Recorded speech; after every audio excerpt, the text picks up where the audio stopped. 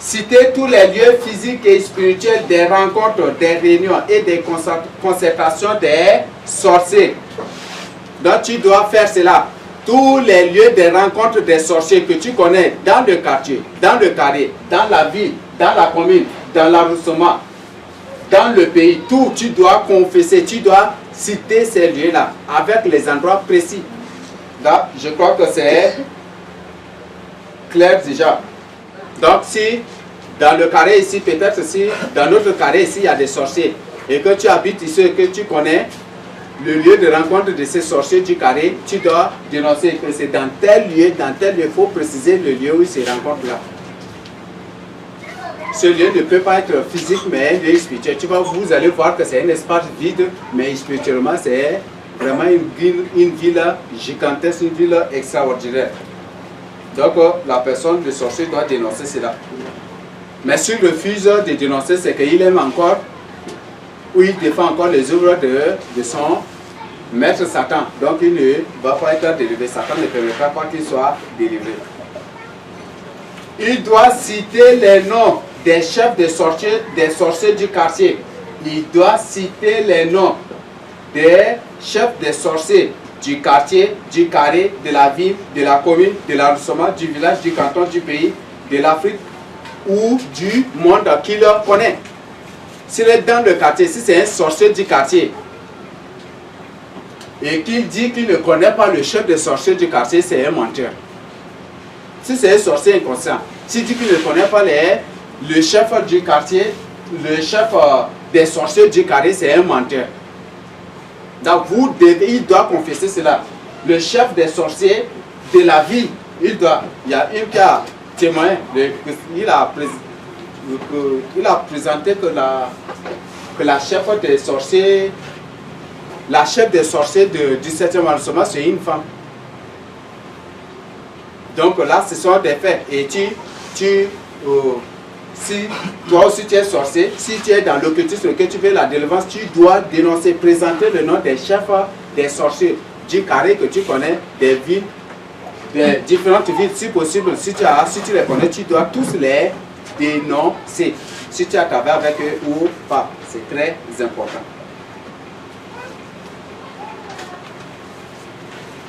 Donc tous ceux-là, tous ces chefs que tu connais, tu dois les dénoncer. Mais si tu refuses de les dénoncer, c'est autre chose. Le chef des sorciers de Kumbra, de la ville de Kumbra, son nom c'est Ngare Kumag, c'est ça son nom. Il s'est surnommé ainsi. Et c'est un grand sorcier. Et c'est lui qui est le chef des sorciers de Kumbra. Et autour de, sur la ville de Kumbra, il y a un serpent légendaire. Bon, je ne sais pas, mais un serpent, je ne sais pas quel est le terme qui convient, un serpent légendaire qui s'est enroulé autour sur toute la ville. Et ce serpent a posé sa tête au niveau de l'aéroport là-bas. Et c'est ce serpent-là qui contrôle ces chefs des sorciers de Kumbra là qui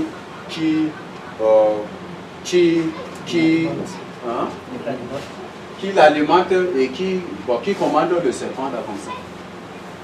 C'est lui qui le commande. Et le sorcier, dans sa confession, a témoigné. Il a raconté, cité les noms des autres sorciers qui étaient vraiment, qui sont à haut niveau, qui les a tous, même les pasteurs sorciers, tous de Kumbra, il les a cités avec leurs noms tous aussi. Ses parents, voilà, ça c'est très important. Beaucoup de sorciers ne veulent pas dénoncer. Waouh, j'ai oublié. Voilà, merci beaucoup. Ah, si je saute un point, c'est très important parce que je rappelais ma soeur, il ne faut pas que je sois comme ça. Voilà, il doit confesser, il doit dévoiler, exposer les secrets, les programmes, les stratégies et les plans des sorciers qu'il doit partager avec vous. Donc, il doit confesser cela. Peut-être le dernier plan des sorciers. Peut-être ça peut être un programme de 1 an ou de 2 ans que les sorciers ont adopté. Il doit exposer cela. Mais s'il n'a pas exposé, c'est que vraiment il n'est pas sincère pour sa délivrance. S'il connaît les stratégies, les secrets, tout cela, même les plans, les stratégies, les dernières stratégies d'attaque, de combat des sorciers contre les élus de Dieu. S'il connaît cela et qu'il refuse de confesser ou d'exposer, de dévoiler cela, c'est que ce n'est pas la vraie confession qu'il fait. Quelles sont les lois? C'est 30 maintenant. Quelles sont les lois des confréries des sorciers qu'il a fréquentés dans la ville, dans le quartier, dans le carré, dans le canton, la commune, l'arrondissement, le pays ou la préfecture, etc. Oui, dans chaque carré, les sorciers imposent leurs lois, imposent des lois. Les sorciers du quartier, du carré, au moins votent des lois pour imposer au carré.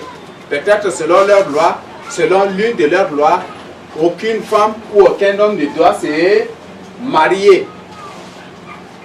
C'est ça, non?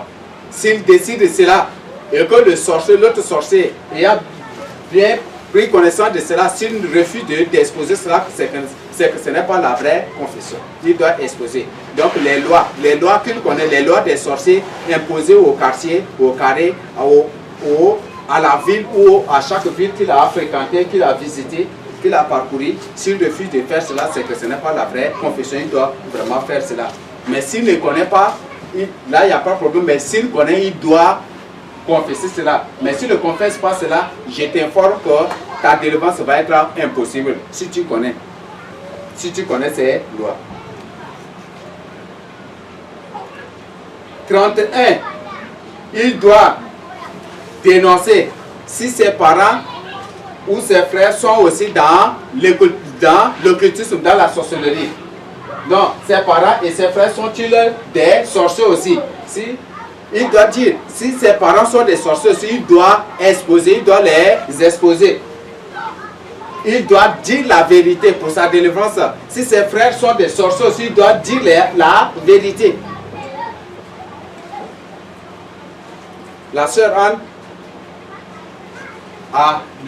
pour elle, elle a témoigné que sa sœur Nadège et sa maman sont aussi des sorcières.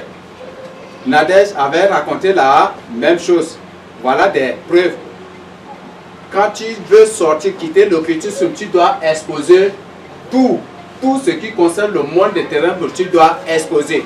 Tout ce que tu connais du monde des ténèbres, tu dois exposer. Mais si tu refuses cela, c'est que tu deviens encore le protecteur ou le protecteur des choses de Satan. Et Satan va te récupérer pour mieux le protéger encore prochainement. Donc c'est ce que je voudrais t'informer. Donc si tes parents, tes frères, tes tantes, tes oncles sont dans l'occultisme, tu dois les exposer. Tu dois dire que voilà telle personne que je connais sont aussi dans l'occultisme, sont aussi dans la sorcellerie. S'il travaille avec lui ou pas, il doit aussi révéler cela. Et je crois que toutes ces choses-là, c'est pour un but. Si d'exposer, si Dieu te recommande d'exposer, si tes parents sont dans l'occultisme, si tu te demandes de les exposer, c'est pour t'aider vraiment dans la délivrance.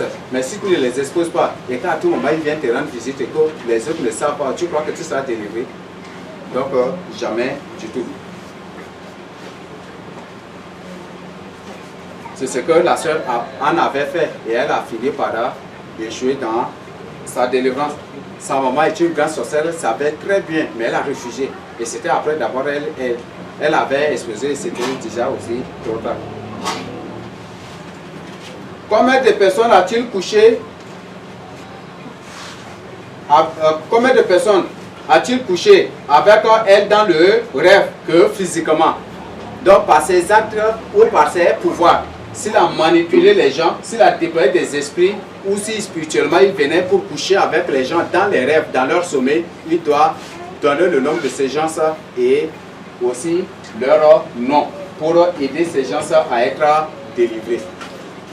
Et tout cela, c'est pour parvenir à faire, en fin de compte, à faire ce qu'on appelle la restitution.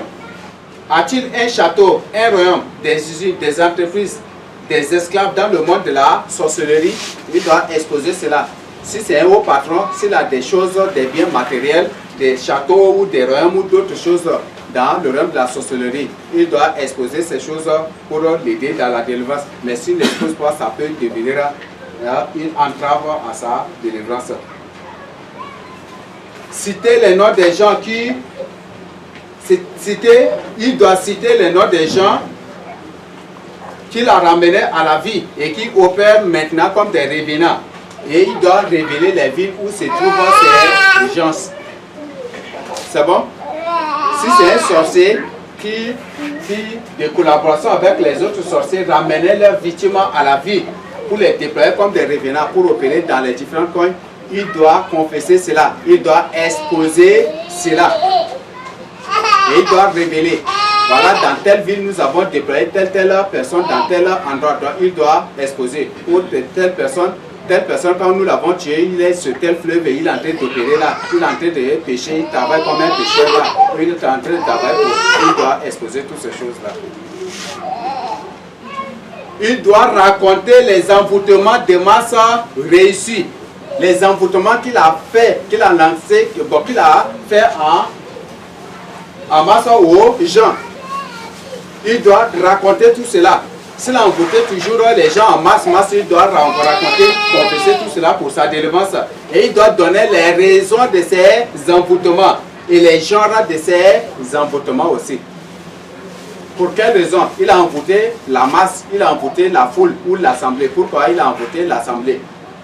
Il doit donner cela. Et les voix aussi. Si c'est à travers la nourriture, ou à travers l'eau, ou à travers d'autres choses, il doit préciser cela. Et les genres d'envoûtement. Il s'agit de quel envoûtement? L'envoûtement de la prostitution, de l'avortement ou de quoi? Il doit au moins ça révéler, confesser cela. Il doit raconter les envoûtements de masse non réussis. S'il a tenté d'envoûter les élus sans réussir, sans succès, il doit confesser cela. Et là, c'est très important à confesser aussi avec les lieux, les raisons, les genres d'envoûtement. Dans quel endroit où il a envoûté les gens en masse, il doit confesser les raisons de ces envoûtements.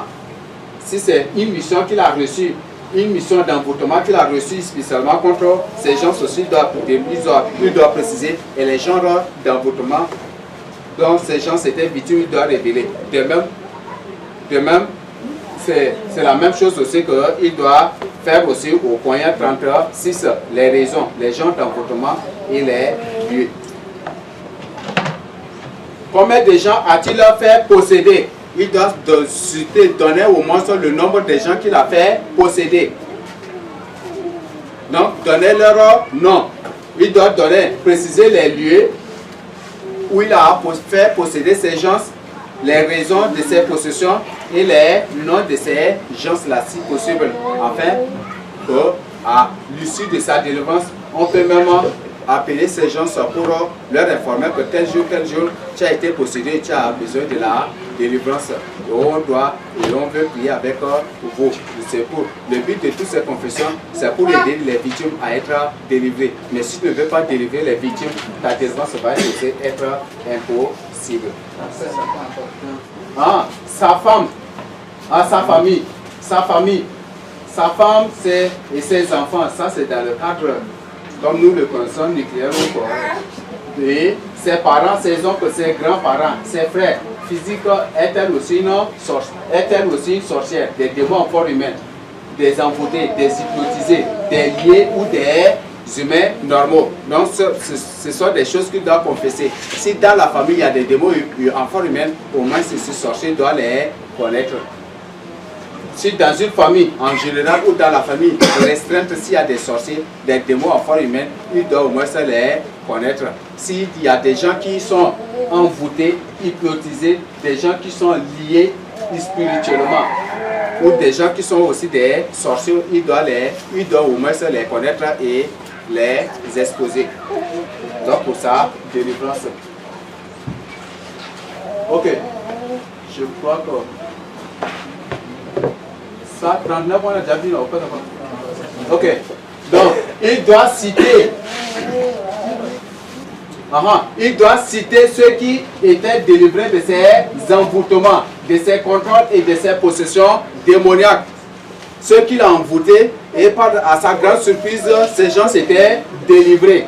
Ou peut-être ceux qu'il contrôlait, et à sa grande surprise, ces gens s'étaient échappés de son contrôle. Ou ces gens s'étaient délivrés des possessions démoniaques dont ils étaient victimes de sa part. Il doit aussi les citer. Là, ça c'est très important. Avec les lieux, avec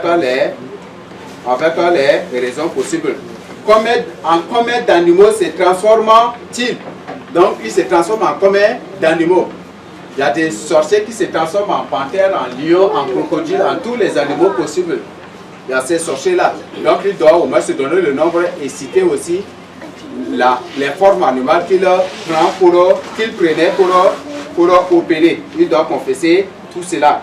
Et ensuite, s'il prenait une forme animale, c'était pour quel but qu'il prenait la forme ou les formes de ces animaux. Il doit confesser cela. Il doit expliquer les causes des cicatrices de son corps. Les cicatrices, la plupart des cicatrices que nous avons ne sont pas venues comme ça. C'est le fruit de quelque chose. Et un sorcier, beaucoup de gens qui sont dans l'occultisme se font inciser pour recueillir leur sang pour des rituels ou pour autre chose. Et donc il doit au moins expliquer les causes de toutes les cicatrices de son corps. Ça c'est très important. Et si tu n'es pas un sorcier et que tu vois une cicatrice étrange, trop bizarre sur ton corps, il faut repartir, demander les causes ou les raisons auprès des parents. Si ce sont des eunuques. Et si c'est des gens qui vont te comprendre, mais si tu vois que c'est des gens de nature combattante, il ne faut pas oser aussi le faire, mais demander plutôt les raisons de la part ou les causes de la part du Seigneur directement. Expliquer les causes de certaines parties de son corps amputées. Si par exemple, il a perdu l'un de ses doigts, vous devez lui poser la question, pourquoi ton doigt, l'autre doigt est coupé. Vous devez lui poser la question. Si vous le voyez dépouillé de ses dents, vous pouvez aussi lui poser des questions par rapport à cela. Il n'y a pas la honte vraiment dans cela. Ce n'est pas tous les gens qui ont des dents arrachées là qui sont des sorciers. Parce que là... Ok. Mais il y a beaucoup de gens qui livrent leurs dents aussi au monde des ténèbres pour s'enrichir sur la terre. Il y a beaucoup de gens qui font ces choses-là aussi. Donc il y a des gens qui coupent leurs doigts pour donner au monde des ténèbres, ou même l'un de leurs orteils pour donner aussi au monde des ténèbres, pour avoir des pouvoirs ou pour les biens de ce monde. Donc vous devez lui poser des questions sur ça et le sorcier doit exposer. Comme vous avez appris, vous devez, si c'est pour la délivrance, vous devez exposer vraiment cela. Le sorcier doit citer tous les pouvoirs et les puissances qu'il possède. Donc ce n'est pas à celui qui lui fait le cul-d'homme ce n'est pas à celui qui lui fait le cul-d'homme de lui poser la question quels sont les pouvoirs que tu as, mais c'est à lui de citer tous les pouvoirs, les puissances qu'il possède. J'ai telle puissance, j'ai la capacité de faire ceci, faire cela. Il doit confesser ces choses-là, détail par détail. C'est très, très, très important. Au point, ça c'est 44. Quels sont les objets de la sorcellerie qu'il possède encore? S'il y a des objets de la sorcellerie qu'il possède à la maison, qu'il a à la maison, et il est ici pour la délivrance, vous pouvez même faire 2000 ans. Tant que ces objets ne sont mis au feu, il ne sera jamais du tout délivré. Il faut que ces choses-là soient débarrassées, soient ôtées d'abord. Donc il faut que vous mettiez du feu, vous débarrasser de ces choses-là d'abord. Mais s'il refuse d'exposer ces choses, peut-être il a contacté la sorcellerie par un livre qu'il possède là, ou on lui a donné d'autres choses, des livrets ou des livres d'incantation, d'invocation qu'il possède là. Et il refuse de révéler ces choses. Si tu es dans l'occultisme, je t'informe que si tu fais cela, cela va annuler toutes les autres confessions que tu as déjà faites. Quelles sont les choses qu'il a enterrées? Où? et pour quelle raison. S'il a enterré des choses dans différents coins, il doit dénoncer, il doit exposer, il doit confesser cela. Et citer et exposer la nature de ces choses enterrées dans et les lieux aussi, les endroits, il doit le préciser. Et pour quelle raison il a semé, il a enterré ces choses, il doit préciser toutes ces choses. Où se trouve son laboratoire, ou peut-être son sanctuaire, il doit exposer. Où se trouve le lieu où il partait le plus souvent pour faire des incantations, pour envoyer de mauvaises choses ou pour attaquer déloyalement les gens. Il doit préciser cela, il doit confesser cela et être clair à ce niveau. Quels sont les différents royaumes de Satan, des démons et ou marins qu'il a visités? Il doit préciser cela. C'est très nécessaire, c'est très capital.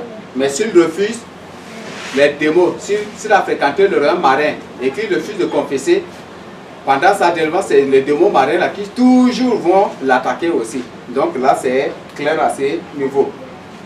Voilà. Et par rapport au sanctuaire, si dans son sanctuaire, de son sanctuaire, il attaquait les gens, s'il a réussi à éliminer les gens aussi, il doit citer le nombre de gens qu'il a tués à travers ses attaques de loin depuis son sanctuaire. Donc il doit préciser tout cela. A-t-il si un pacte dans lequel un nombre d'années lui a été accordé ou décidé à vivre sur la terre? Il doit préciser. S'il a si un pacte dans lequel il est précisé qu'il lui reste tel nombre d'années à vivre, il doit présenter cela. Mais s'il refuse, il risquera d'être victime de la sorcellerie ou être initié. Quels sont les gens qu'il a volé leurs étoiles, leurs bénédictions, leur vie de sainteté, leur percée, leur onction et qu'il a lié spirituellement jusqu'à présent? Dans ceux qui étaient victimes de ces vols-là, il doit les citer avec les différents endroits et avec les différentes raisons aussi. Lui demander la provenance des bagues, des chaînes, des chaînettes, des chapelets, des rosaires, des médailles, de tout ce qu'il a sur son corps, s'il en a présentement devant vous. Donc s'il a des objets, des bagues, des choses sur lui, des parures, bon, en d'autres parures, telles que les bagues, les bracelets, toutes ces choses que je venais de citer. S'il a ces choses, il doit au moins vous présenter la source ou la provenance de ces choses-là. Si c'est le monde marin qu'il lui a donné, il doit préciser le monde ce qu'il a reçu de la mer, des démons de la mer, des démons marins ou des démons de l'air ou d'autres démons, il doit tout les préciser. Qu'il vous conduise dans son sanctuaire, labo, dans la chambre, dans sa construction où se trouvent des matériaux. Quand on parle des matériaux, on connaît quand même les matériaux de la sorcellerie, non? Les matériels ou des objets de la sorcellerie enterrés ou gardés.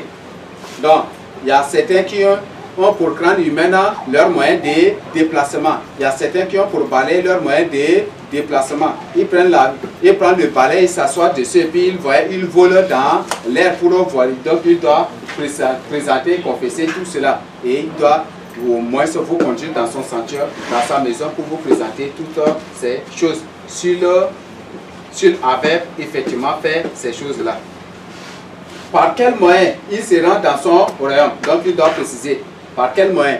C'est un démon qui vient pour le prendre, pour l'amener, ou c'est d'autres personnes puissantes que lui qui venaient pour le prendre, pour le conduire dans le royaume marin, ou c'est lui-même qui sortait de son corps pour aller, ou il a un avion qui le permettait d'aller dans le royaume marin. Tout cela, il doit préciser. Qu'il vous présente aussi tous les habits, les chaussures et autres choses sources de ses pouvoirs, de ses puissances qu'il a physiquement. Il y a certains qui ont des habits magiques. Là, il y a ces cas-là. Il y a certains sorciers qui ont des habits magiques. Des habits qui sont comme des sources de leur pouvoir et qu'ils aiment tant porter cela. Donc, s'il a ces choses, il doit vraiment confesser. Quels sont les démons et les autres agents avec lesquels ils sont... Quels sont les démons et les autres agents avec lesquels ils ont des relations sexuelles? Dans le monde de la sorcellerie, c'est toujours leur activité quotidienne, c'est le sexe. Et s'il entreprise des relations sexuelles avec des démons, avec des agents de Satan ou avec des sirènes pour avoir des pouvoirs, tout cela, il doit exposer. Quelles sont ses nourritures et ses breuvages dans le monde de la sorcellerie? De quoi se nourrissait-il? Et il doit exposer tout cela. Quel est le premier sacrifice humain qu'il a fait et qui précisément qu'il a offert en sacrifice? Il doit exposer cela. Quelles sont ses activités? Les activités. Quelles sont les activités entreprises physiquement sur la terre par les pouvoirs ou par son appartenance à la sorcellerie? Peut-être par son appartenance à la sorcellerie, on l'a promis à tel poste ou par ses pouvoirs, par ses sacrifices, il a été promis dans tel poste où il a réussi à faire telle chose, il doit tout exposer. Mais s'il n'expose pas ces choses, c'est impossible aussi sa délivrance par la suite. Combien de gens les a-t-il poussés à commettre l'avortement et les raisons?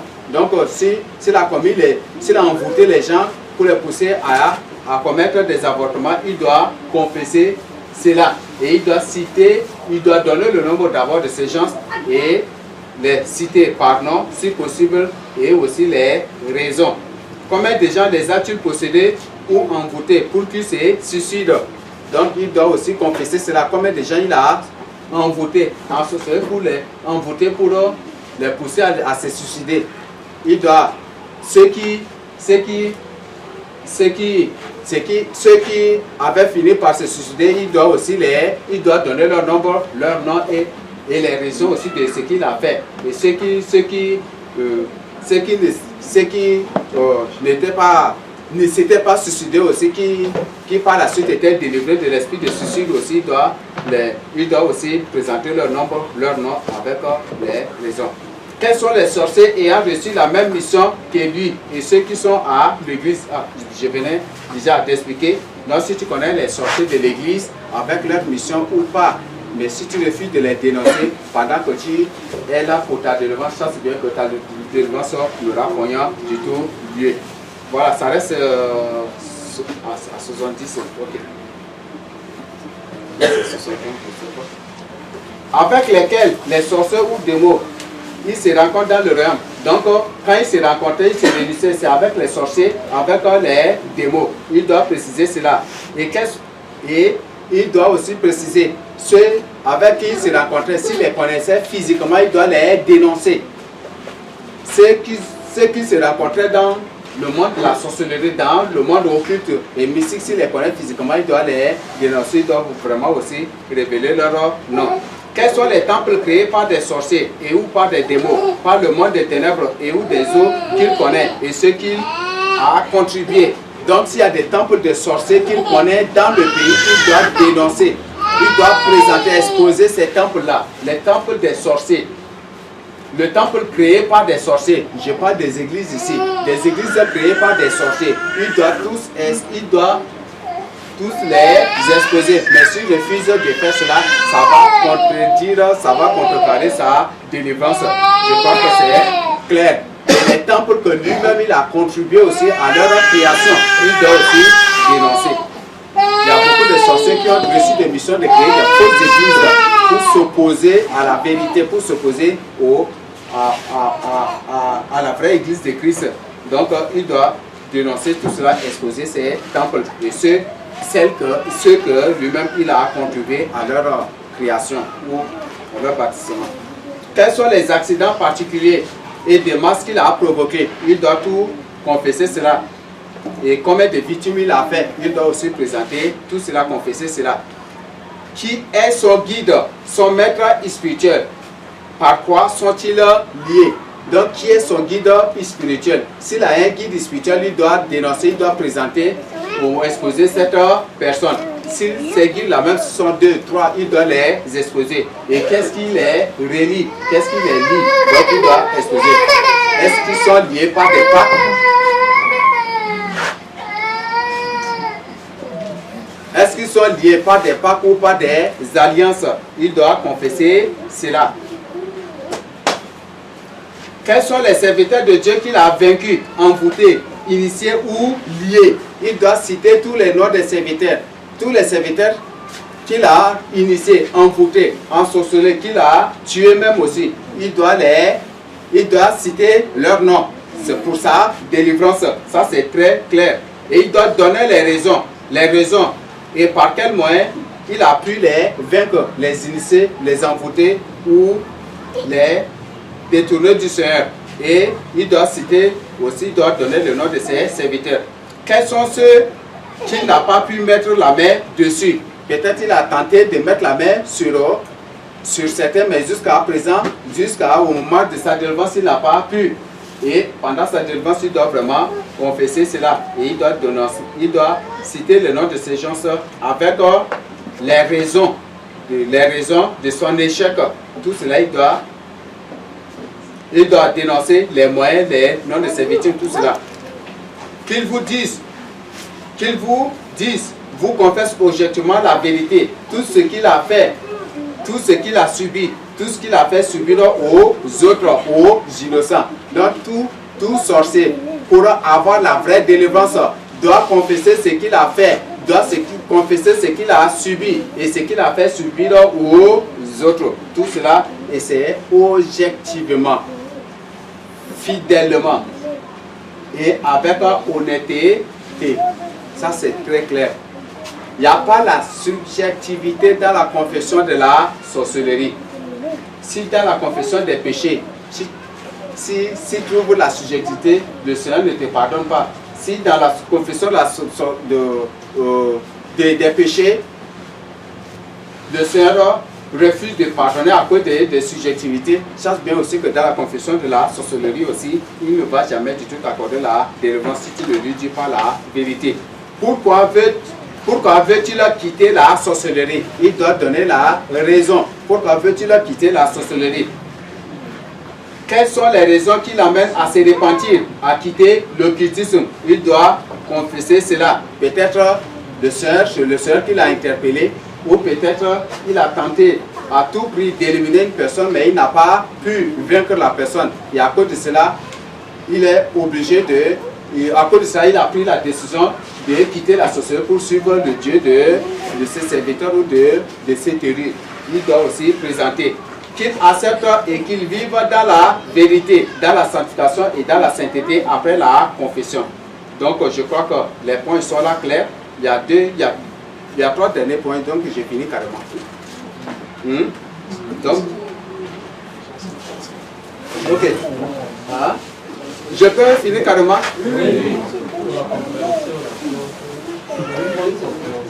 Vous voulez poser question? Non, pour une bonne compréhension.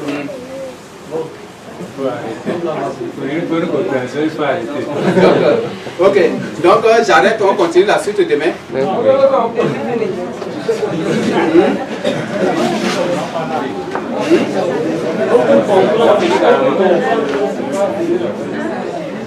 Bon, il y a la version vidéo qu'après on va mettre à votre disposition.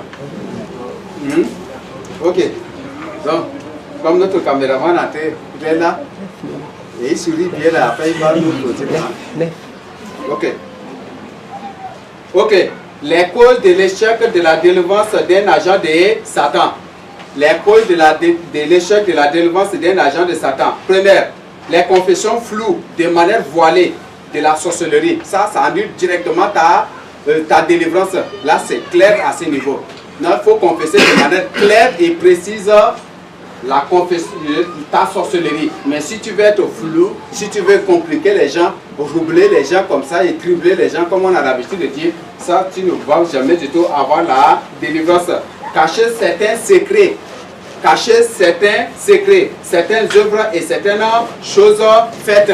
Si tu veux cacher certaines choses que tu as faites, certaines de tes œuvres, certains des secrets de la sorcellerie, tu ne vas jamais du tout obtenir la délivrance. Si tu veux cacher les œuvres de Satan, tu ne vas jamais obtenir la délivrance parce que tu deviens déjà son intendant, tu deviens son magasinier ou c'est qui? Voilà, donc il ne va jamais du tout tu deviens son défenseur, donc il ne va jamais du tout te lâcher. Donc à ce niveau c'est clair. C'est à cause de cela que le Seigneur a ordonné à la sœur Merveille qu'il a 3 secrets de l'islam qu'il doit confesser. Et s'il confesse les 3 secrets de l'islam, elle va être délivrée, qu'il va lui accorder la délivrance. Donc je ne sais pas si la sœur est en train de travailler sur ça. Le manque de décision, de détermination et de résolution. Si le sorcier ne sait pas déterminer, ne s'est pas résolu, s'il n'a pas pris la décision, sa délivrance, pour sa délivrance, il ne va pas aussi être délivré. Le refus de détailler de manière claire les faits, les péchés de la sorcellerie. S'il refuse de confesser de manière claire ces péchés, ces pratiques de la sorcellerie, il ne va jamais du tout obtenir la délivrance. On ne confesse pas ces péchés de la sorcellerie en parabole. Ça, c'est très clair. Donc, c'est ce que vous devez vraiment comprendre. Même tes propres péchés, si tu veux confesser aussi tes péchés en parabole, ça, le Seigneur ne va pas aussi te pardonner. Le refus de dénoncer et d'exposer Satan, ses agents, les institutions et les œuvres annule toutes les autres confessions réussies. Et cela va bloquer, va se dresser en une muraille terrain devant toi. Et ta délivrance va être doublement, triplement et hautement impossible. Donc si tu refuses de dénoncer, d'exposer Satan, ces agents que tu connais, mais tu veux toujours les cacher, les masquer, si tu fais cela, tu ne vas jamais du tout obtenir la délivrance. Les institutions, si tu connais les institutions, tu dois dénoncer. Tu dois dénoncer les institutions et leurs œuvres. Ça, c'est très capital. Le mensonge. On ne confesse jamais du tout la sorcellerie avec le mensonge. Donc, si tu confesses la sorcellerie, il faut être véridique. Il faut que tout ce que tu dis est vrai. Il n'y a pas tâtonner. C'est comme si j'ai fait. Il n'y a pas ça dans la confession de la sorcellerie. Il faut être clair, direct et au but. Mais il ne faut pas tenter, il ne faut pas aussi mentir. Ce que tu n'as pas fait, tu n'as pas fait. Ce que tu as fait, tu as fait. C'est ce que le Seigneur veut de toi. Le refus de révéler tous ses pouvoirs. Si tu as des pouvoirs que tu refuses de révéler, cela va annuler ta confession. Faire semblant de confesser les péchés de la sorcellerie. Il y a beaucoup qui font semblant de confesser les péchés de la sorcellerie. Cela annule leur confession et c'est un blocus. Ça empêche hermétiquement, catégoriquement leur délivrance. Je crois qu'à ce niveau c'est clair. L'idée, c'est ceux qui ont l'idée ou l'intention d'être célèbres, d'être populaires après leur délivrance, cela ne va jamais du tout te conduire à la délivrance. Si tu veux, et c'est ce qu'aujourd'hui les Congolais, beaucoup le font. Chaque personne qui après sa confession de la sorcellerie veut être populaire, veut se montrer. Si c'est dans cette intention, dans cette idée que tu confesses les péchés de la sorcellerie, tu ne vas jamais du tout être délivré. Satan ne permettra jamais du tout et le Seigneur n'est pas avec toi. Attention, tout sorcier qui ne reconnaît pas ses œuvres de la sorcellerie, ses actes de méchanceté est un démon en forme humaine. Si vous attrapez un sorcier et un sorcier que vous le reconnaissez, bien il dit que non, moi là je ne reconnais pas ce que j'ai fait. Et si malgré que vous le connaissez, oui il se reconnaît sorcier, mais il dit qu'il ne connaît pas ce qu'il a fait, sachez bien que vous avez affaire à un démon en forme humaine au milieu de vous. Parce que le mal, c'est le bien d'un démon. Le démon ne vit que pour le mal et le mal ne vit que pour le démon. Donc c'est ça. Et si un agent de Satan dit qu'il ne reconnaît pas, c'est impossible. Les dangers d'une confession mal faite, ou ça c'est le point 7, les dangers d'une confession mal faite ou non réussie, de quelque chose qu'il refuse de confesser ou d'une chose oubliée. Donc si la confession est mal faite, ça va annuler les autres confessions et ta délivrance, ça va annuler ta délivrance aussi. S'il y a des choses que tu refuses de confesser ou des choses que toi-même intentionnellement tu fais semblant d'oublier, cela va annuler ta délivrance. Les dangers du mensonge dans la confession de la sorcellerie, je viens d'expliquer déjà. N'introduis jamais du tout le mensonge dans la confession de la sorcellerie. Ça, c'est une interpellation. Après la confession, il faut, ça c'est le point 9. Après la confession, il faut le suivi. Donc si la personne a déjà confessé ses péchés, il faut qu'il y ait le suivi. On ne délivre jamais d'une personne en un jour, ni en un mois. Il y a selon le cas, si par exemple la personne dit j'ai fait 100 ans dans la sorcellerie, vous croyez que sa délivrance va être en un jour ou en un mois. Ça va être vraiment terrible. Donc c'est vraiment à ce niveau, vous devez comprendre le suivi. Il lui faut le suivi, il lui faut la restitution. Donc après la confession, il doit faire la restitution. Tous ceux qu'il a envoûtés, il doit leur demander pardon. Tous ceux qu'il a initiés, il doit les appeler pour leur demander pardon. Tous ceux qu'il a liés, il doit les appeler pour leur demander pardon. Il doit s'approcher de ces gens pour leur demander pardon.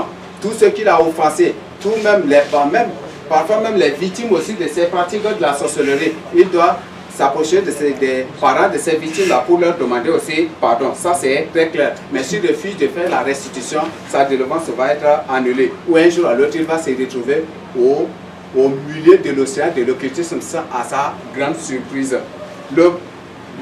Après la confession, il faut l'affermissement. Donc, il faut affermir la personne dans la crainte de Dieu, dans la sainteté, dans la sanctification, dans la méditation de la parole de Dieu. Il faut lui apprendre à méditer la parole de Dieu. Il faut lui apprendre aussi le combat spirituel afin que lui-même il puisse s'auto-défendre.